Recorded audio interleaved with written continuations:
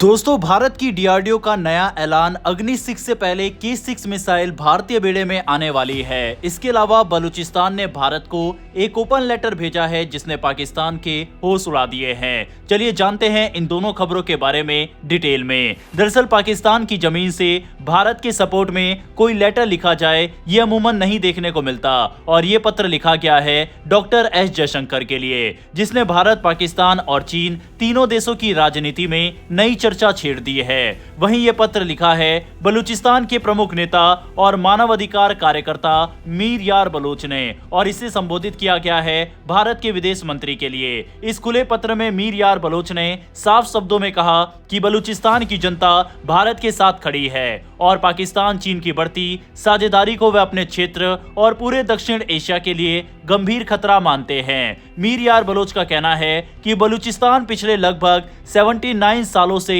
पाकिस्तान के नियंत्रण में है और इस दौरान वहां की जनता ने भारी दमन झेला है। उन्होंने आरोप लगाया है कि बलूच लोगों को लंबे समय से हिंसा, जबरन गायब किए जाने, सैन्य कार्रवाई और मानवाधिकार उल्लंघनों का सामना करना पड़ा है। उनके अनुसार ये सब पाकिस्तान सरकार की नीतियों का नतीजा है। उन्होंने ये भी बताया कि मई 2025 में बलूच राष्ट्रवादी नेताओं ने पाकिस्तान से अलग होकर आजादी की घोषणा की थी। अब इसी कड़ी में मीर यार बलोच ने घोषणा की है कि 2026 के पहले सप्ताह में बलूचिस्तान ग्लोबल डिप्लोमेटिक वीक मनाया जाएगा। इसका उद्देश्य दुनिया के अलग अलग देशों से सीधे संपर्क बनाना और बलूचिस्तान की स्थिति को अंतर्राष्ट्रीय स्तर पर सामने लाना है। अपने नए साल के संदेश में मीर यार बलोच ने भारत सरकार और प्रधानमंत्री नरेंद्र मोदी की नीतियों की सराहना की। उन्होंने खास तौर पर ऑपरेशन सिंदूर का जिक्र किया जो अप्रैल 2025 में हुए पहलगाम आतंकी हमले के बाद चलाया गया था। मीर यार बलोच ने कहा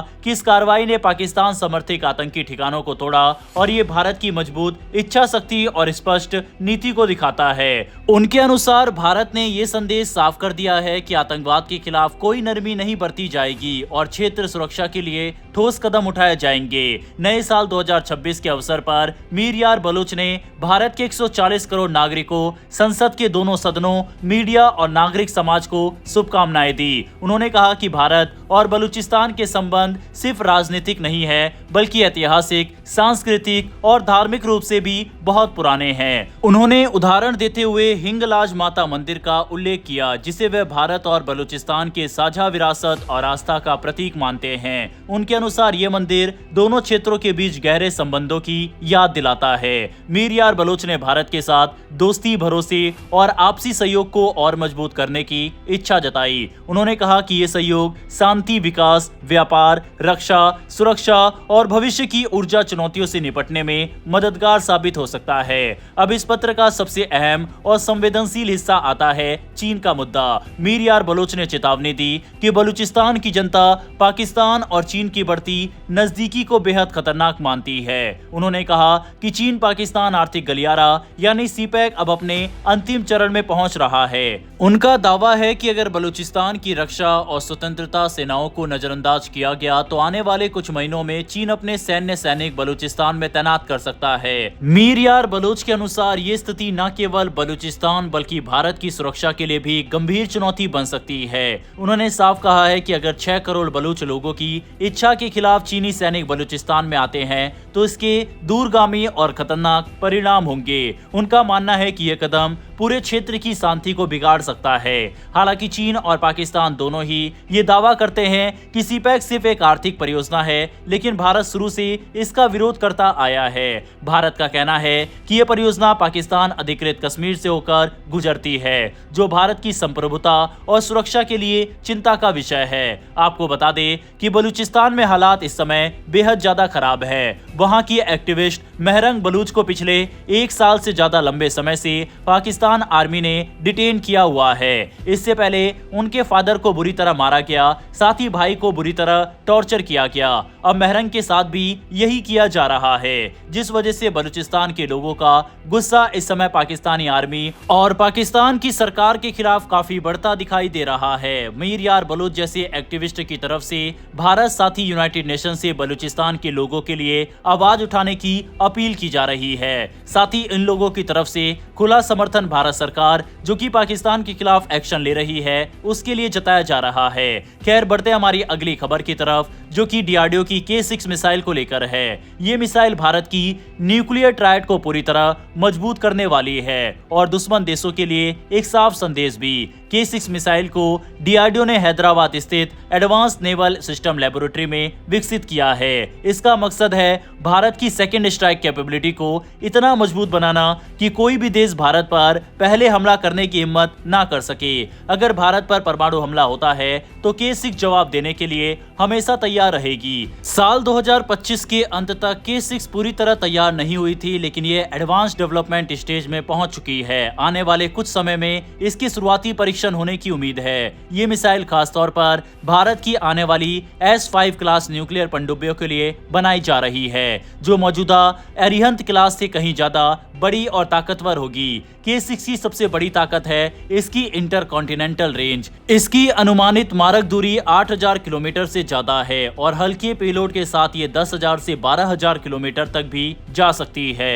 इसका मतलब ये हुआ कि भारतीय पनडुब्बियां बंगाल की खाड़ी या अरब सागर जैसे सुरक्षित इलाकों में रहकर भी एशिया, यूरोप और दूर दराज के टारगेट्स को निशाना बना सकती है। इससे भारत को एक बड़ा फायदा मिलता है। पनडुब्बियों को अब खतरनाक समुद्री रास्ते या दुश्मन के नजदीक जाने की जरूरत नहीं होगी। ये भारत की रणनीतिक सुरक्षा और लचीलापन दोनों को बढ़ाता है। K6 एक 3 स्टेज सॉलिड फ्यूल मिसाइल है जिससे ये पानी के अंदर से तेजी और भरोसे के साथ लॉन्च हो सकती है। इसका आकार पहले की K सीरीज मिसाइलों से कहीं बड़ा है। जहां K4 की लंबाई करीब 10 मीटर थी, वहीं K6 की लंबाई 12 मीटर से ज्यादा, व्यास 2 मीटर से अधिक और वजन 50 टन से ऊपर बताया जा रहा है।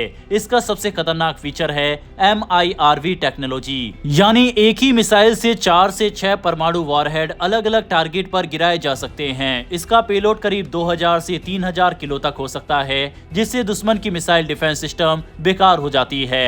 टर्मिनल फेज में ये मिसाइल मैक 7.5 की हाइपरसोनिक स्पीड से उड़ती है। इसमें इनर्शियल नेविगेशन, सैटेलाइट गाइडेंस और 100 मीटर से कम की CEP एक्यूरेसी होने की संभावना है। आसान शब्दों में कहें तो ये मिसाइल बहुत तेज, बहुत सटीक और लगभग रोक पाना नामुमकिन है। K6 को मौजूदा अरिहंत क्लास या आने वाली S4 पनडुब्बियों में फिट नहीं किया जा सकता।